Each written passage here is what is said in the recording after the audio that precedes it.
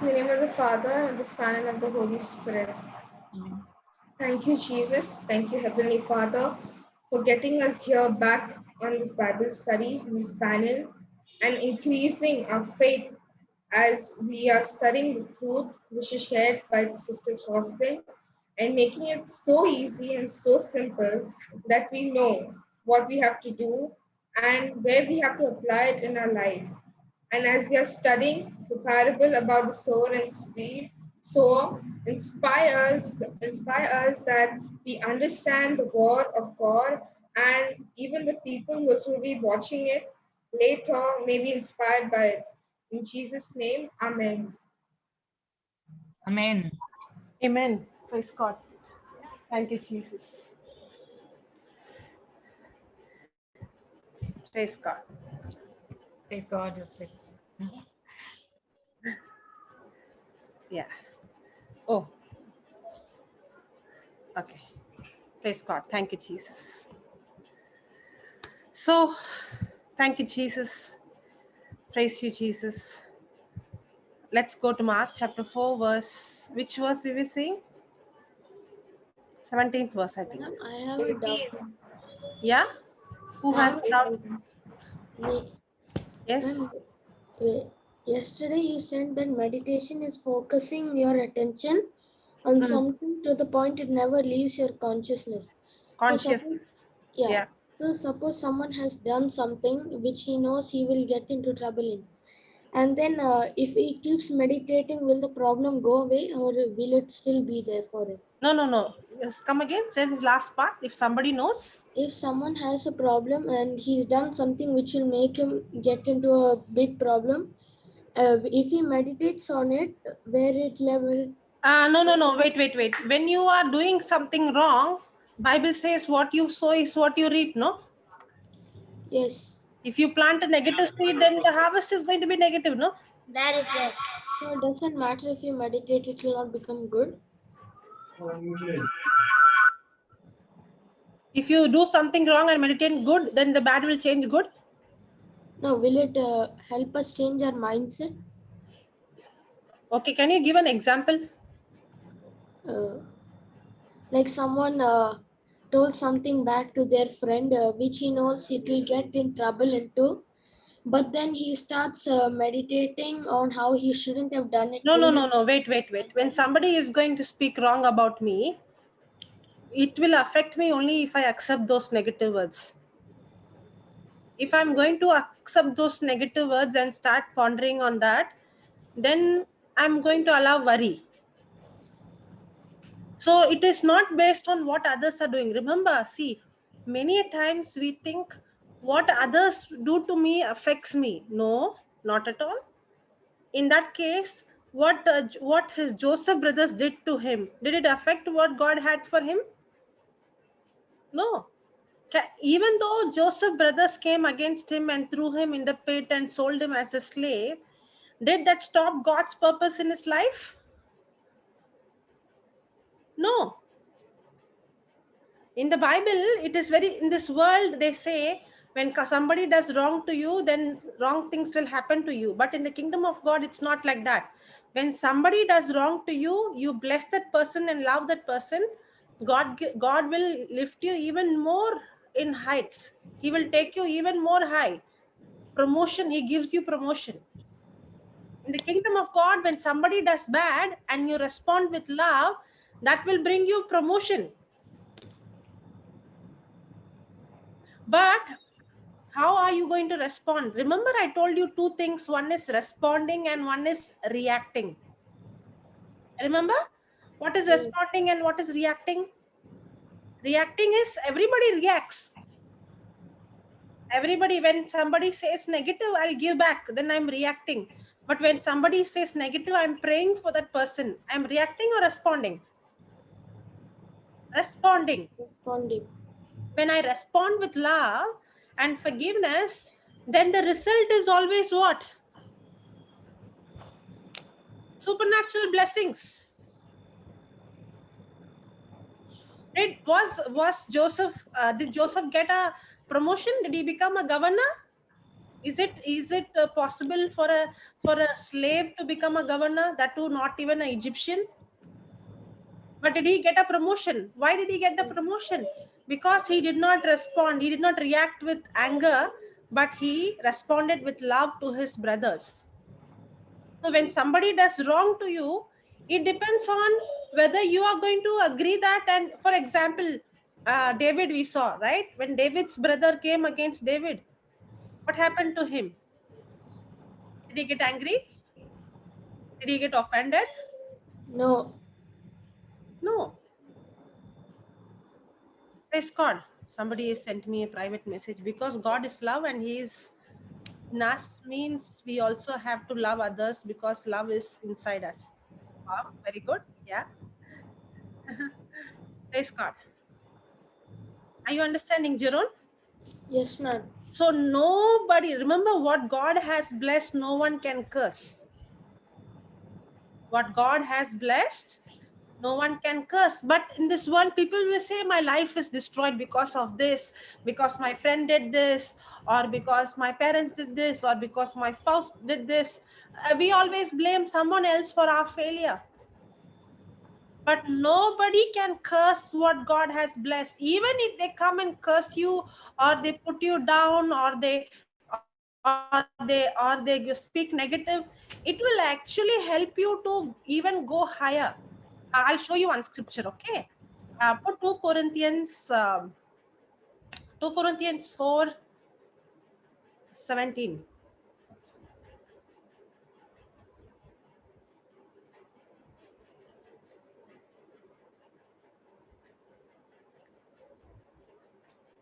Okay. Now, Paul is saying this, okay? For this slight momentary affliction. What is Paul saying? Slight momentary affliction. You know what kind of affliction Paul went? He was put in the prison. He was beaten with rod.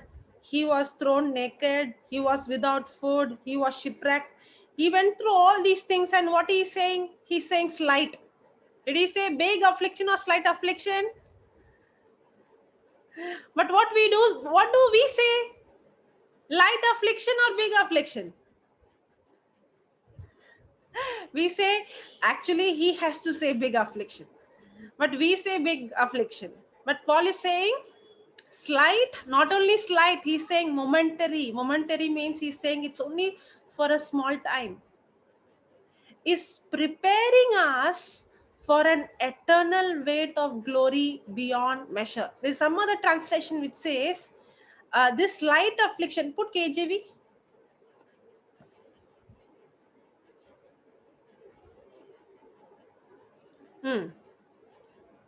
Now see this. For our light affliction, which is but for a moment, worketh for us. See that word, worketh for us. The affliction, the persecution, the opposition, when people come against us, it's not working against us, it is working for us.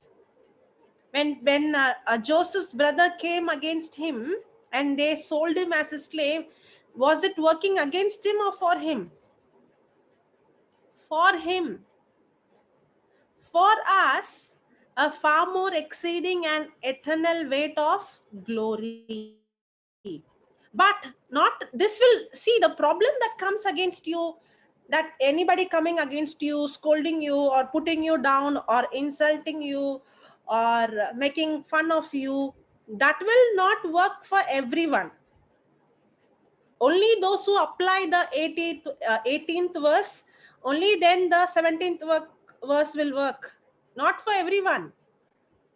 For whom?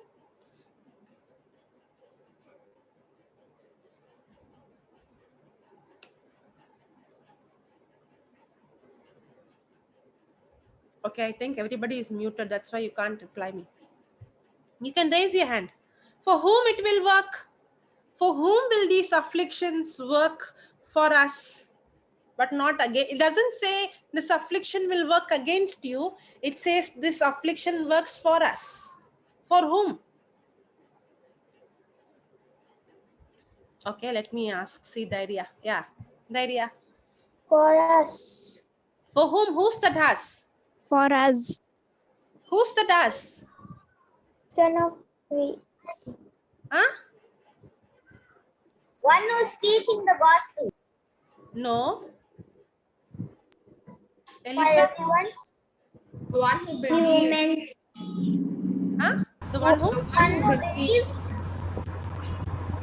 One who believes. The No. one. The answer is there only in front of your eyes. For whom? Like The problem will when work. we look at things not which are not seen. Ah, No, Marina no, gave me the no. right answer. Yeah, Marina, can you say that again? While we look not at the things which are seen, but Only at the those who things don't focus on the things which are seen, but those who focus on the things which are not seen. Not for everyone. Two people can go through problem, but one person is looking at the problem, but the other person is looking at the unseen. Okay, put NRSV. Let's see how it is in NRSV. Okay, for the slight momentary affliction is preparing us for an eternal weight of glory beyond all measure. In KJV, it says, this momentary affliction works for us. It's not working against us, but it works for us. For whom? See the 18th verse. Because. Can you see that word? Because. What is the reason? Why is Paul saying this is light affliction, and why is saying this affliction is not against us, but it is working for us? Not for everyone. When problem comes, when people insult you, when people put you down, when they make fun of you, it will work not for everyone. For whom does it work? Because we look not at what can be seen, but at what cannot be seen. So when for example, when David's brother Eliab came and said, I know because the pride in your heart, did he focus on what his brother said, or did he focus on the end result, the head of Goliath? What did he say? End result. The end result. Did he say this uncircumcised Philistine? no. Yes. Did he saw himself victorious? Yes. Did he see him going and winning Goliath and coming with the head of Goliath? Yes. Did he focus on what he saw, or did he focus on the unseen? Unseen. Focus on the unseen. So no matter what people would tell you, no matter what others will insult you, no matter if they make fun of you, but if you are going to focus on the unseen, because we look not at what can be seen. You know, when I read this first time, I was, Lord, what is this? But we look not at what can be seen. What a statement it is. Because we look not at what can be seen, how can I not look at what can be seen? But the scripture says we look not at what can be seen. Means what? If my friend is going to come and call me monkey, donkey, I'm not going to focus on what my friend is saying. I'm going to focus on Pay what attention to the negative comments. I focus on what the scripture says, what Jesus is speaking about me. Are you understanding now? So, because we look not at what can be seen, but at what cannot be seen. What cannot be seen? There are two things, right? There are things that can be seen, and there are things that cannot be seen. You remember? Yes, there are physical things and the spiritual things. Everything that the scripture says, the written word of God, the unseen is the real. Praise God. They are unseen, but they are real. See the next statement. For what can be seen is temporary, but what cannot be seen is eternal. So the problem that you go through, or somebody insulting you, or somebody making fun of you, or somebody is putting you down, or somebody is showing partiality, or somebody is maybe in the school or teacher, or somebody maybe not liking you, or liking somebody else more, or purposefully putting blame on you. that will not work against you, but that will work for you when you respond with love. When you don't focus on the things that are seen, but when you focus on the unseen, when you focus on the word of God, when you focus on God's love, when you focus on God's forgiveness. Jeroen, did you understand? Did you get the answer for your question? Yes, ma'am. So can somebody put you down? No, it is our own worry. It's our we are the one who start receiving this negative words, and we are the people who start worrying. When I start to worry, that's the time I allow those thorns and the thistles to come and choke the word of God. So I can see the problem in two ways. I can see problem like, wow, problem has come. Now my promotion has come, is also going to come. When I respond with love. In other way, when problem come, I can sit and worry. When I sit and worry, then I'm allowing those negative seeds. Those seeds are what? Thorns, thistles. Those seeds will do what? They will come and choke the word that is planted in my heart. Did you understand? Yes. Those who understand, nod your head. Let me see. Okay, good. Praise God. So did we see what is meditation yesterday? So what is meditation? Meditation is simply focusing your attention on something to the point it never leaves your consciousness. Very good. Praise God. Thank you, Jesus. Okay, put mark 4. Go to mark 4, 17th verse. Yeah, Enoch, you want to say something? Your hand is raised. No. Okay.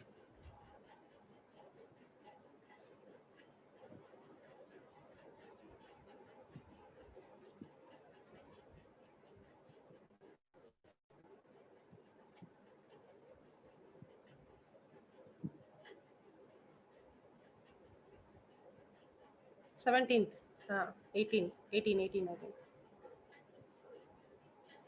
Yeah. Praise God, 18th verse. And others are those sown among the thorns.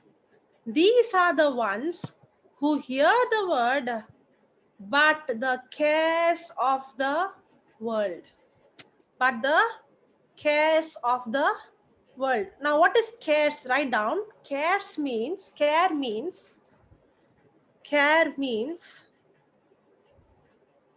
anxiety,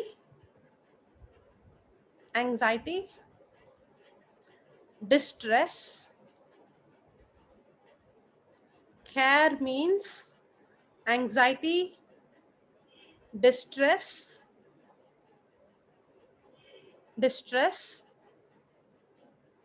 uneasiness,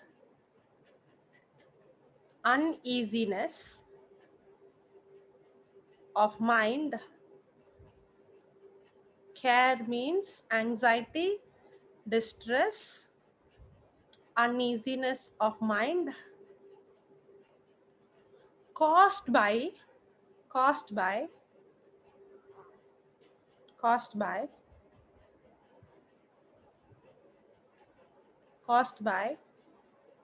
fear of danger,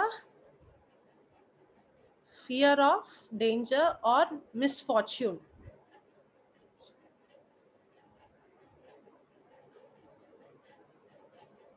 Fear of danger or misfortune.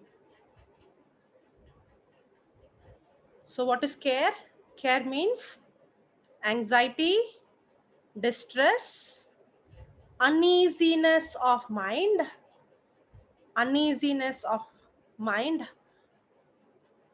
caused by fear of uneasiness of mind, caused by fear of danger or misfortune. Now, did you understand what is care? Care means, do you get anxious? Do you get distressed? Do you have uneasiness in your mind? And what is the reason of the uneasiness? What is the reason? All these is together is worry, okay? Now, what is the root cause of worry? What is the root cause of anxiety, distress, uneasiness in the mind? The root is fear. Somebody is asking, what about if you care for your family? So you are going to take care of the family, or you are going to cast your care unto Jesus?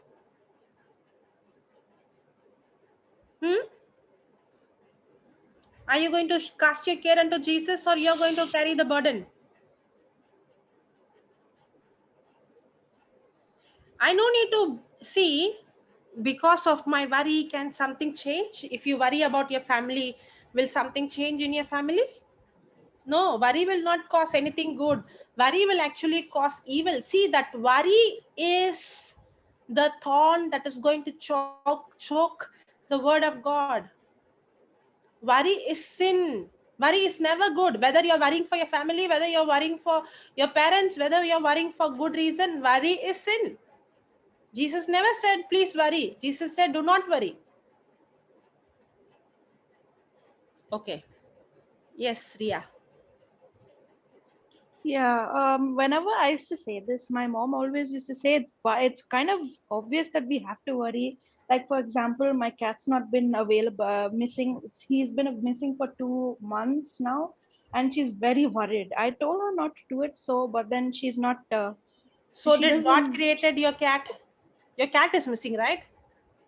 Yeah, So did God create the cat? yeah, If he is the creator, will he not take care of it? he will. So she has to trust in God and say, thank you, Jesus, for you are the creator and you love this. You love your creation. You love the cat. I believe, Lord, you are taking care and you are feeding my cat. That's all. Okay. She has to Okay. trust in God's love. She has to trust that God loves the cat more than she loves the cat.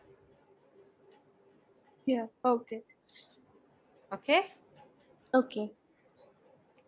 Praise God. So that's what happened, Ria. What happens is we are also used to be, we are also used to worry. We don't even know, we think saying lie is sin, murdering is sin, alcohol, being in addiction is sin, adultery is sin and all. But how many of us treat worry as sin? You know what is worry? Worry is doubting God's love. Simple. I don't believe in his love. Yes or no? You go and check what is the root cause of worry. Fear. And Bible says perfect love casts out fear. The root of every worry is fear.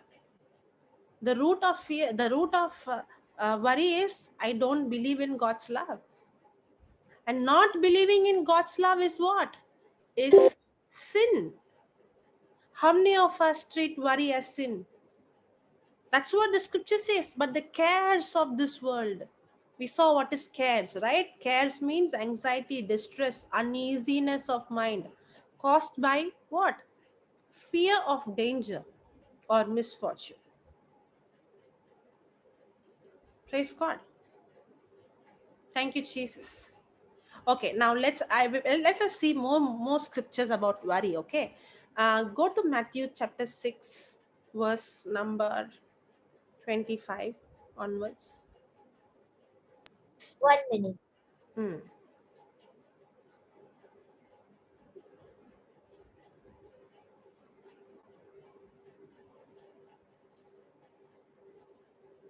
Matthew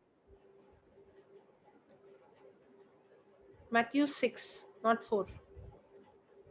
Oh, you are Mark only. Okay, Matthew 6. Yeah, someone is putting, you had once also said worry is when you don't believe in God's promise. Yes. Worry is simply that you are not believing in what God promised because you're not believing in his love. Yeah. 25th verse.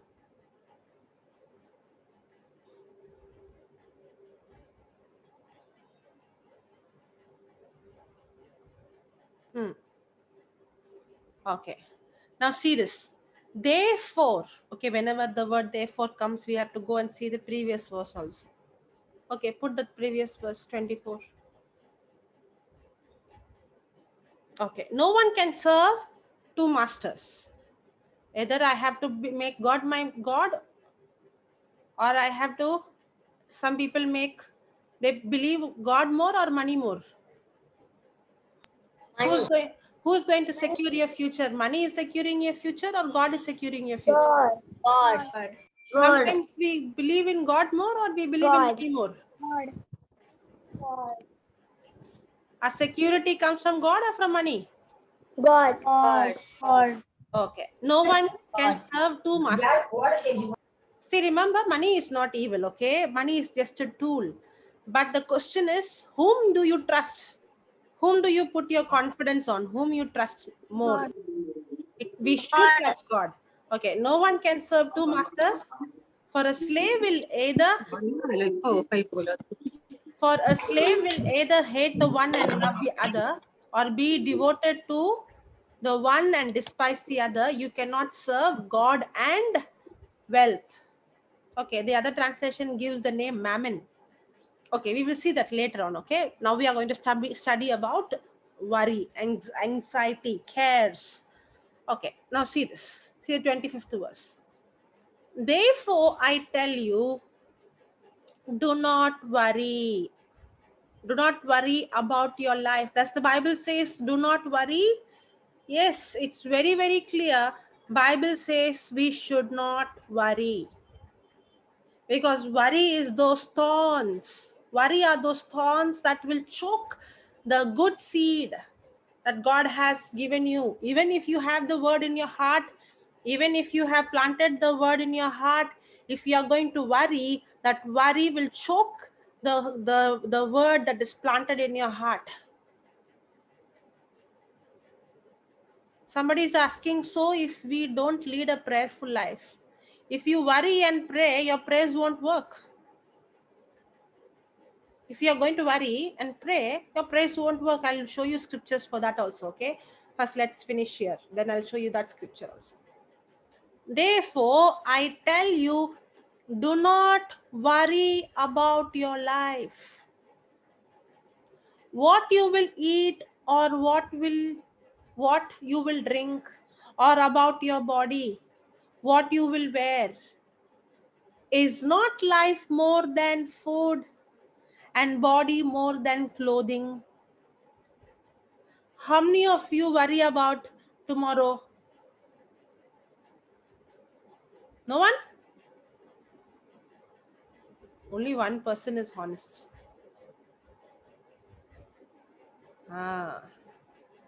What will I do tomorrow? Where will I go tomorrow? How is going to happen? How I'm going to get the seat in this school? How I'm going to do? How will I get this? How will I get that? How will I get chance in this team? How will I? So many things. Will they accept me in this class? Will they accept me in this team? Yeah, will my friends accept me? Will I get chance in this competition? So many things. Correct? Do we worry about it? Yeah, champions in it. Yeah. So what does the Bible says? Therefore I tell you, do not worry about your life. And most of the time our worry is physical things, right? On that day somebody was worried, what my parents, I'm asking Jesus for a pet, will my mother say okay or not? That is a big worry for many children. Praise God. Especially having pets and taking care of them, that's a big worry. My mommy is saying not okay, my mother is not agreeing, my father is not agreeing, I want a puppy, I want a bird, I want this, I want that. But what the Bible says, do not worry about your life. What you will eat or what will you drink or or about your body, or what will you play with, what will you wear. It is not life more than food and body more than clothing? Look at the birds in the air. Okay, Jeroen. Yeah. Ma'am, I have a small doubt. If it's saying that we should not worry about our life, but isn't it like ordinary for humans. It's like automatically comes when we see certain events happening in a life to automatically worry. So how we can control that? So that's why the Bible is teaching you not to focus on the things that are seen, but focus on the things that are not seen. So worry is coming when you're seeing the things what you see. So that's why we have to focus on the unseen. You cannot just like that come out of worry. You have to learn. You have to renew your mind. You have to change your thinking. You have to focus on the word. You know what, Jerome? When Paul and Silas were put in the prison, do you think they were crying or they were praising and worshiping? They're praising and worshipping Now, how him do you think when they were put in the prison, they were able to praise and worship? because they were focusing on unseen things. Because they set their mind that no matter what, I'm going to rejoice. That's Yes. how the world has lived. People in the world live is what? Worry is normal. Praise God. Should we worry if we don't lead a prayerful life? What question is this? Praise God. Should we worry if we don't? You should not worry for any cause. Why are you worrying? Put your worry on Christ. What is prayerful life? First of all, what is prayerful life? Prayerful life is your relationship with God. What is prayer? Prayer is communication, not one-way communication. It's two-way communication. It's not just you speaking to him, but you listening to what his word says. You following the instruction. If you don't live a prayerful life, then it will lead you to worry. Praise God. Thank you, Jesus. Okay. Now, so worry is sin. Now, what Jeron was asking, it's normal to worry. It's normal to worry, but we are not supposed to live a normal life like everybody. We have to learn to not look at things that are seen. We have to learn to see the unseen. Thanksgiving should become our lifestyle. What? Thanksgiving should become a lifestyle. Now remember, no habit will come just like that. Remember, I was saying words determines my thinking. Thinking determines my emotions and feelings. My emotions and my feelings determines my decision. My decisions determines my what? My actions. My actions determines my habit. So Thanksgiving has to become a habit. Now, when you get up in the morning, will you automatically go and brush? Do you do that? Many are saying no. Mummy has to push you all to the bathroom. Go and brush. Go and brush. Daddy, I saw you saying no. I saw Enoch saying no. Y'all don't brush? No, not as late. As I get up, I don't directly go and washroom. I would sit little time. But after that you go and brush, right? Yeah. Or you stay the whole day without brushing your teeth? No. Does it? It has become a habit, right? Brushing the teeth has become a habit or no, Enoch? Yeah. I should take a class now. Who's all brushing? How many of you are brushing and how many of you are striking every day morning? Mariana? Yeah. I brush my teeth in the morning. Okay. Now, when you do it every day, does it become a habit? After you get up 1 hour, if you don't brush, you feel something different, right? Yes or no? Y'all are very different. How many of you feel uneasy when you don't brush up for a long time when you get up in the morning? Thank God there's some hands now. Now, why do you feel uneasy? Because it has become a Habit. habit. Correct? You can't go and eat something or drink something, you feel so bad. Correct? In the same way, Thanksgiving should become a habit. It will not automatically, you will not open your mouth and say, thank you, Jesus. You had to cultivate the habit of Thanksgiving. What you have to do? You have to cultivate the habit of Thanksgiving. My spiritual father, Papa Johnson, always used to say, when you get a bad news, first thing you have to celebrate. The moment you get a bad news, he'll say, okay, come, let's cut a cake and celebrate. This is the words that would, in the beginning, I'm like, what? It was very different for me. If any meeting got cancelled or something happened, sometimes he asked somebody go and buy some grilled chicken and come, let's celebrate. I really heard him saying that. Now, why do you think he say that? He is teaching, don't react, respond. What did Paul and Silas did when they thrown in the prison? Come on, okay, let's rejoice. And they started praising and they started thanksgiving. We have to cultivate the habit of thanksgiving. Every time when something happens, especially when you hear negative, the first thing you have to do is open your mouth and start praising and start thanking. Why? Because that praise is actually the weapon that is going to paralyze the enemy. What happened when Paul and Silas praised? The prison doors opened, chains were broken. So the world has taught us when problem comes, you have to worry. But the word of God teaches us, rejoice in the Lord sometimes. Rejoice in the Lord sometimes. Rejoice in the Lord sometimes. Always. Which scripture is that? Philippians chapter 4 verse 4. Put that.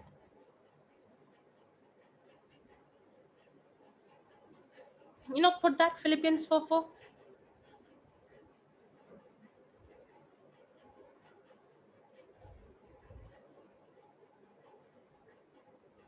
Not 2, 4.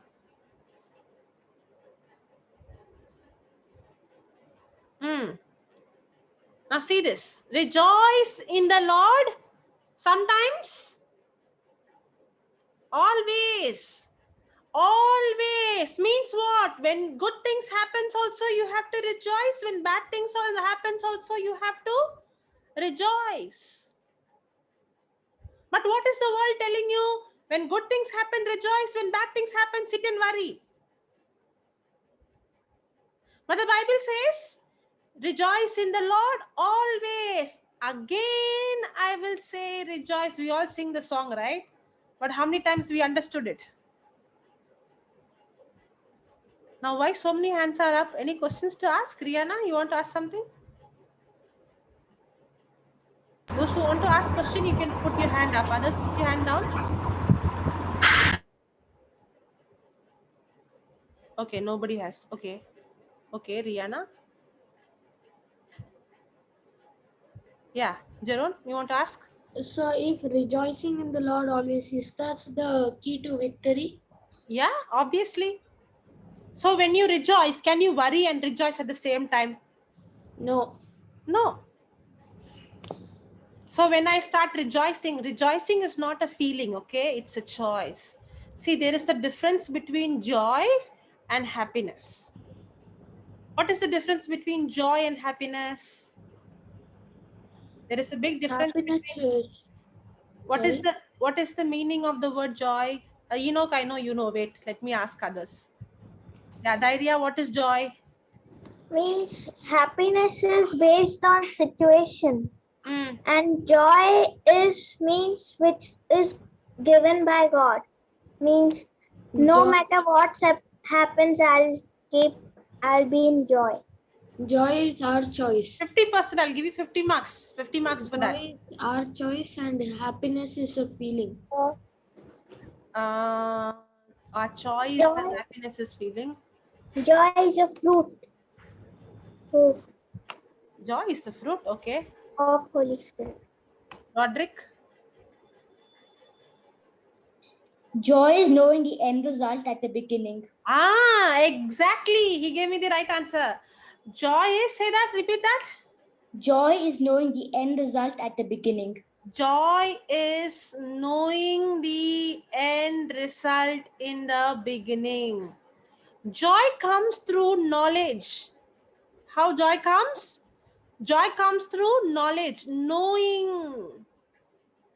That's what James chapter 1 verse 2 says. What James chapter 1 verse 2 says? Put that.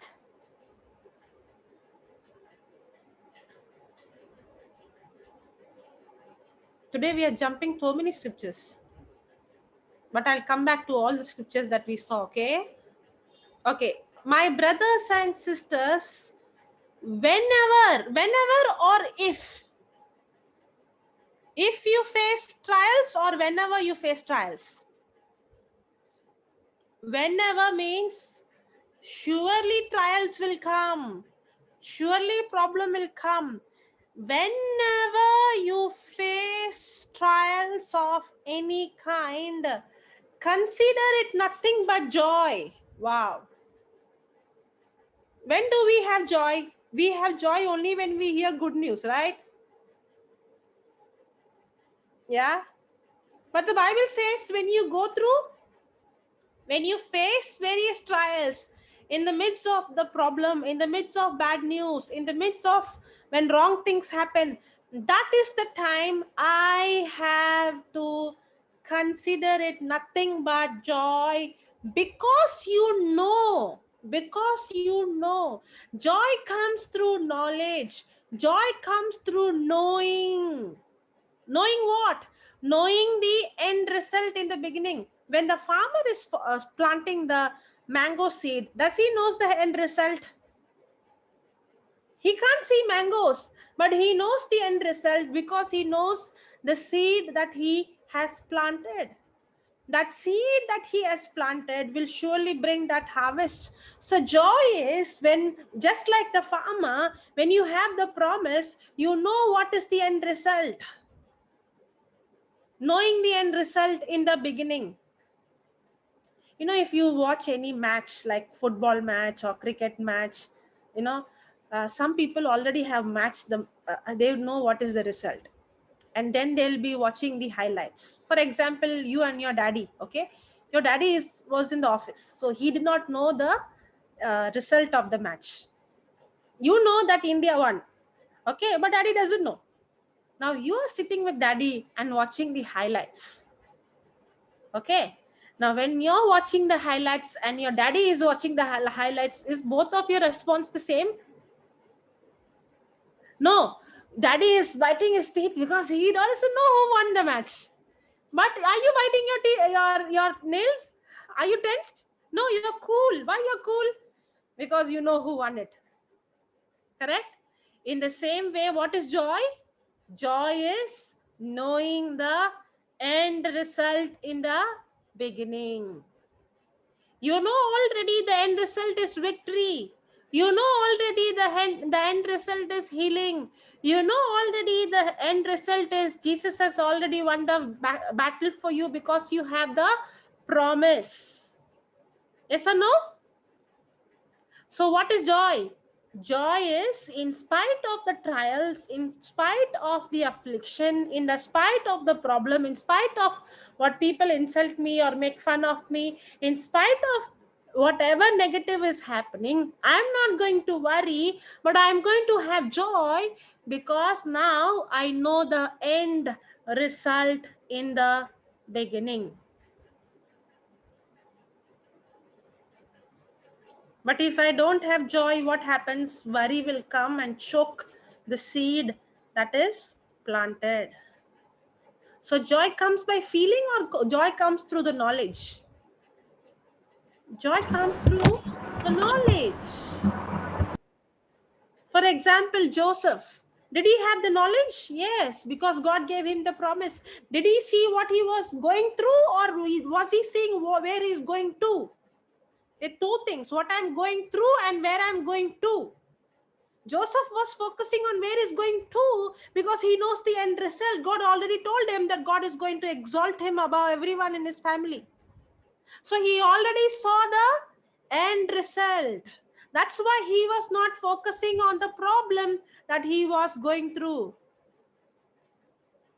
Praise God. So Jesus had joy before he was crucified. Somebody is asking, yes, the Bible says Jesus embraced the cross with joy because he knew, he saw you and me receiving salvation. Praise God. Yeah, Ria, you want to ask something? Not to ask, but I saw on the same in Galatians chapter 5, verse 22 and 23, they speak about being the fruit of joy, happiness, and love. Okay. Can you put that verse, Enoch? Galatians. Can you say the chapter and verse?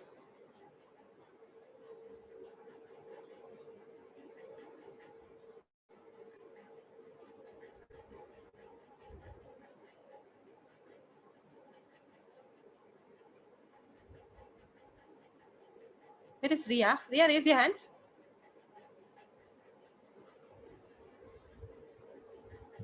Yeah. Galatians. Galatians chapter 5, verse 22 and 23.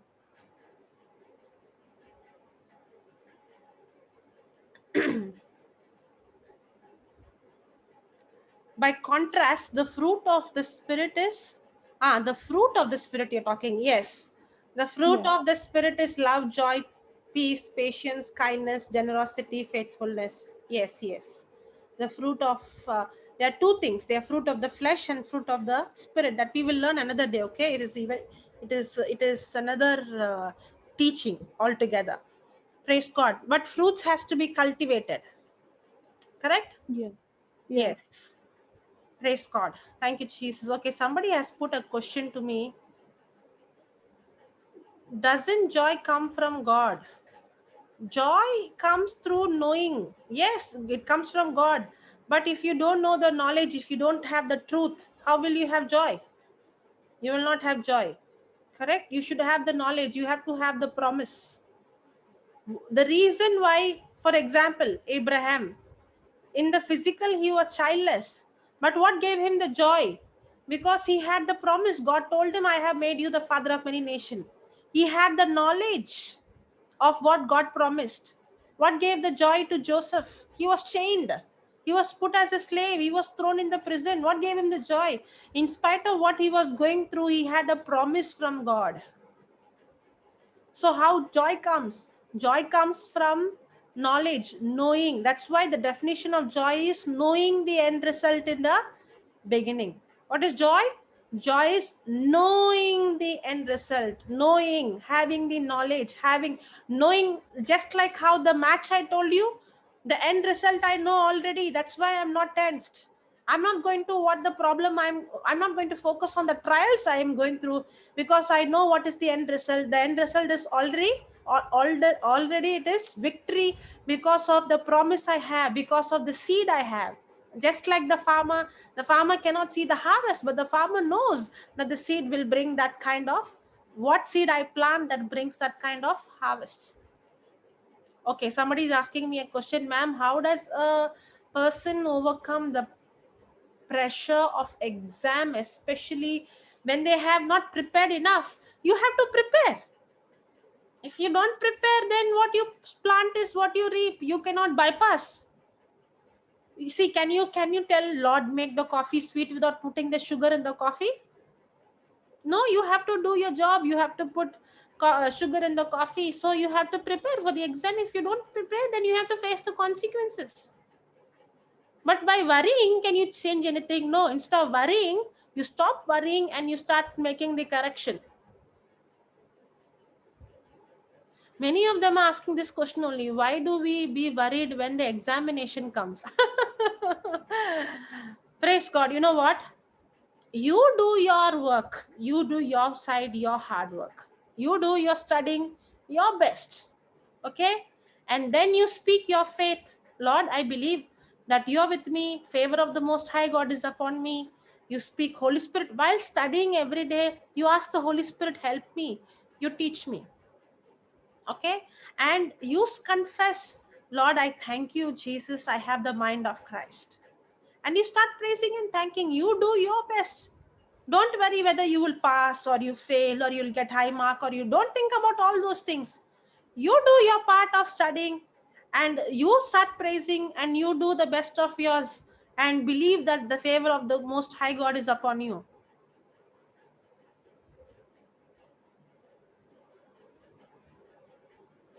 Is God a joy giver? Why today so many questions are coming on chat? I don't know. Okay.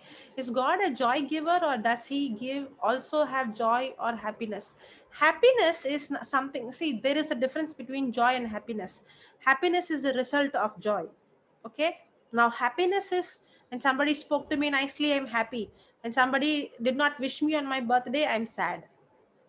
Correct? It's a feeling. It's based on what happens to you, what or others do. But joy is not that. Joy is a decision that you make based on the knowledge you have. Praise God. We will continue on this joy. It's already becoming late tomorrow. Okay. Yeah, Princeton, you wanted to say something from a long time. Yeah, actually, when they were talking about exams, right? Exam fear, exam pressure. Hmm. Is it important to not? Some people they make a mistake, like they only focus on God. God, please help me. Actually, God helps those who help themselves. No, not at all. That's a wrong. That's not from the scripture. The Bible doesn't say God helps those who help themselves. That's not what the Bible says. God helps those who trust in Him, who believes them, who's humble, okay, who cast their care on Him. Yeah, but blind faith is also dangerous, right? So what is blind faith? Like Yes, you have to do your part. You're studying, but what I'm saying is, even that studying, now for example, I'll take my own life story. I've given my own testimony. I failed in every class. Now because I failed in every class, does it mean I became a failure? No. So did I trust in myself? I helped myself so many times, but I did not see any because I had problem in reading and writing. But at that time, when I had this problem, the word of God gave me hope. I don't need to worry because I have started to believe I have the mind of Christ. Now, when I started to believe I have the mind of Christ and I started to pray in tongues, when I was in college, in my university, I was in the 4th rank. Just imagine, all my life I failed. But now it's different. Why? Because now I'm not studying with it's not God is helping me because I help. God is helping me because now I understood the biblical principle. Now I understood that I should not speak death. Now I understood I should not speak my problem. Now I understood that when I pray in tongues, I'm praying the hidden wisdom mystery. So every time before I sit and study, I would pray in tongues and I would ask the Holy Spirit, and Holy Spirit would make the teaching for me so simple. He makes me understand the subject better than what I used to understand earlier. Okay, so now when you have the Holy Spirit, don't separate prayer life and study life different. Bible says, do not lean on your own understanding, but acknowledge Him in everything that you do. So acknowledge the Holy Spirit. Even when you're studying, you ask Him. He will teach you. He knows science. He's good in science. He's good in maths. He's good in history. He will teach you. Pray in tongues. Confess the scriptures. Confess Isaiah. Remember, I gave you Isaiah 11:2 in the beginning. Spirit of Jesus is upon me. Spirit of wisdom is upon me. Spirit of understanding is upon me. Spirit of counsel is upon me. Spirit of knowledge is upon me. Spirit of fear of the Lord is upon me. You start speaking life over you. You start speaking, I have the mind of Christ. Why are you allowing worry? You don't believe what you can see. You know what? In the beginning, I had problem when I had problem with reading and writing. I used to get thoughts. I can't read. And that's the time Holy Spirit would convince me, don't speak what you see. Especially when I have problem in writing, I would open my mouth and say, the Spirit of excellence is upon me. Spirit of truth abides in me and teaches me all things. I can do all things through Christ who strengthens me. I have the mind of Christ. These are the words I would speak. And that's when I saw my understanding started to change. So if you are going to worry about exam, then you are allowing failure. You are opening the door for failure. But rather, every day, don't do it only when exam comes. That's the problem. The problem is before exam, you want to pray. Before the exam, you want to confess the scripture. That won't work like that. The farmer cannot say, today I will plant and tomorrow I want mangoes. Can he do that? No. But that's what we wanted. Tomorrow exam, today I don't want to worry. And today I want to pray and tomorrow I want to get 90. It won't happen. From day one, you have to speak faith. From day one, before you study and while you're studying, you ask the Holy Spirit. Then you don't need to worry during exams. Praise God. Thank you, Jesus. Okay, today we have actually passed and we have gone extra time. Praise God. Praise God, praise God. You know, I was thinking, you were saying why they're all asking questions. This is the favorite topic for most of the people. You know, Yeah. even I think when we were all young, we never used to have this much worry and all. But Nowadays, this time it is, nowadays stress the and worry worry, is. suicidal are very more among the youngsters. Yes. Correct. So that is the reason the question, the pressure, work pressure is more for children. And so I will urge you to, all of you to, watch this video again and again, take down the note. I couldn't type everything, the prayer, the Bible verses, all the promises you said. What you all can do is just watch the video and take down and repeat those Bible verses. If you cannot, go and refer, this is the best thing. And Jocelyn auntie knows it by heart, so she'll go like express. So you can. So what you all can do is, listen slowly, pause it, listen, write it down, and then repeat it. This is the first today is the first day of the school for most of the Bangalore children. So the best thing yesterday and today.